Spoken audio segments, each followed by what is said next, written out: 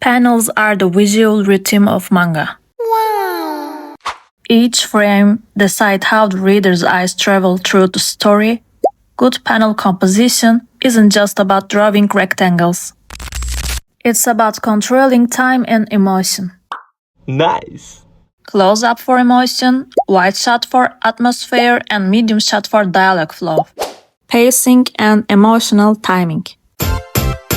So, panel size equal emotional weight, which is large panels slow down the reader, creating tension or emotional pause. But small, thin panels speed things up, perfect for action, panic, or fragmented memories. So, you should try mixing both. And don't forget, silence and breathing space matter as much as dialogue. The most basic but essential thing to know is that the horizontal and vertical panels gaps are different. Wow. The horizontal gaps are wider while the vertical ones are almost half as small. So let's go over the most common paneling styles used in manga and what each one is best for. Basic layout. Its clean, simple, rectangular panels are arranged in order. Reading flow is clear, left to the right, top to the bottom, perfect for calm, dialogue-heavy, or everyday scenes. Like example, slice of live conversations or relaxed storytelling moments. A broken symmetry.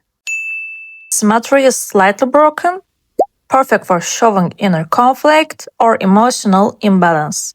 For example, romance or psychological drama or introspective moments.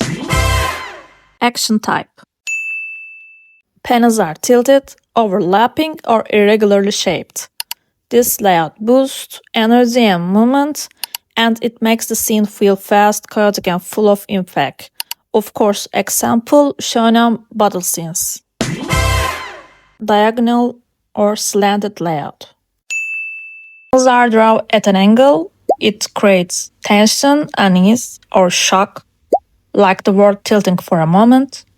For example, horror, suspense, or dramatic reaction scenes. Breaking panel, aka pop-out.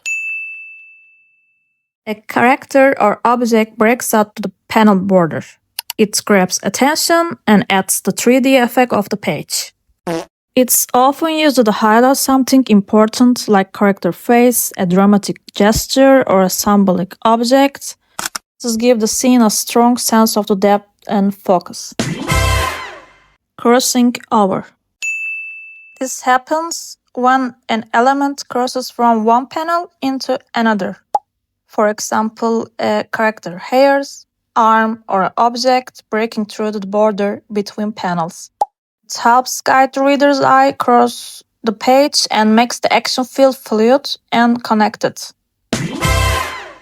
Full spread or splash page. A single large panel takes up the entire page or double spread. It's dramatic and used for climaxes or emotional impact.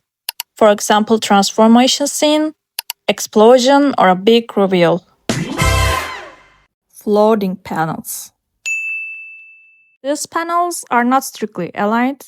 They float over the full background image.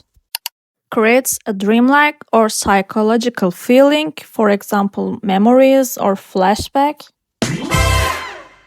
Rhythm panels. Equal size panels repeating in sequence. They represent the passage of time or a repetitive motion, for example, footsteps, clock ticks, or heartbeats moments. Most manga artists combine these paneling styles. Once you understand the basic, breaking them becomes powerful. You can overlap panels, let characters or effects spill out of the frames, or twist the panel borders themselves to reflect emotion. Wow. And of course, there are also mangaka who completely break these rules or twist them in incredible ways to make them their own. The next time you read manga, try paying attention to these paneling styles. You will start to notice just how many rules the artists are actually applying. Arranging panel is an art form on its own. Practice different layouts, experiment with balance and rhythm, and find the paneling style that fits your story best. Wow. So these are the panels techniques and my advice. See you soon. Next video, I guess. Bye. Bye. Bye. See ya.